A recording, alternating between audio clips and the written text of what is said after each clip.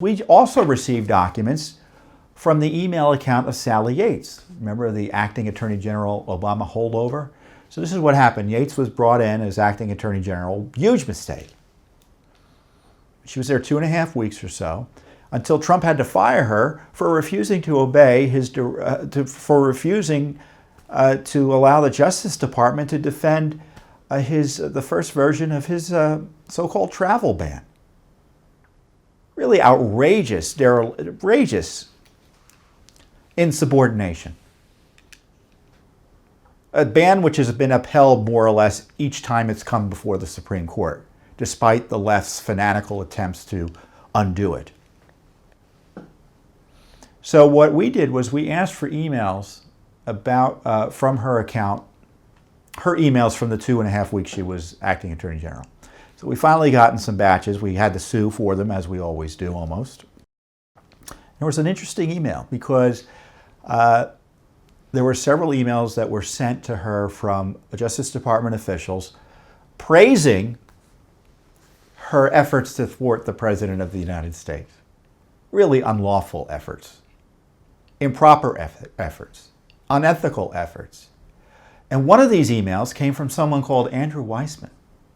And Mr. Weissman was chief of the criminal section, criminal fraud section of the Justice Department. He probably still is, but he's been assigned to Mueller's operation. Now, Weissman has got a real history. He's known, I think, as Mueller's mad dog or Mueller's bulldog. He was involved in the Enron investigation and prosecutions of Arthur Anderson that were overturned by 9-0. And all of these outrageous acts by Mueller's team were raiding Manafort's home with guns drawn, and kind of their aggressive tactics have all been tied to Weissman. But Weissman sends an email to Sally Yates. Let me make sure I have it here. And he says, "I am so proud and in awe. Thank you so much. All my deepest respects."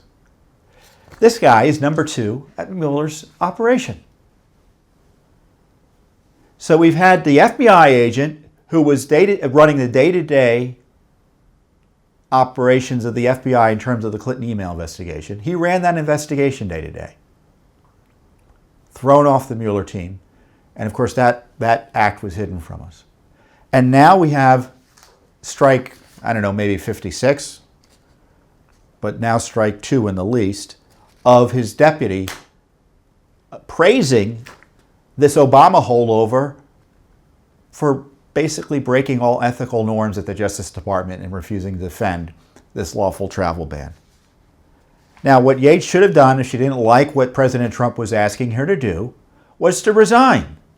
Instead, she directed, and the documents show, she was directing the Justice Department not to defend it.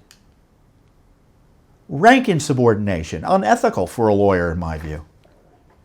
And this person, this top official at the Justice Department that Mueller's relying on, was praising it. So now you want to know why people are calling on Mueller to resign? It's because of Judicial Watch's disclosures.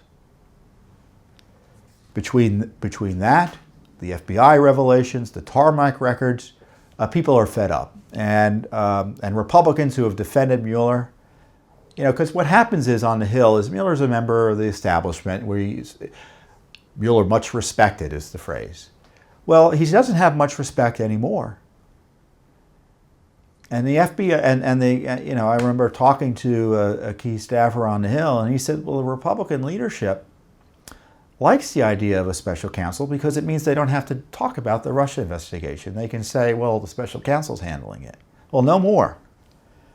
So I want to know where the oversight is of Mr. Mueller. Because Rod Rosenstein, who's the number 2, because Sessions has recused himself, Rosenstein was the one who appointed him. He's supposed to be making sure Mueller's doing the right thing. But he's failed to do that. And if I were President Trump, I would tell Mr. Rosenstein, you need to remove Mr. Mueller and get this situation under control. Again, Mueller's operation, the special counsel investigation into the Russia collusion allegations, which I don't even know if he's investigating it because he seems to be doing everything but investigating Russia collusion, has been compromised. Something needs to be done.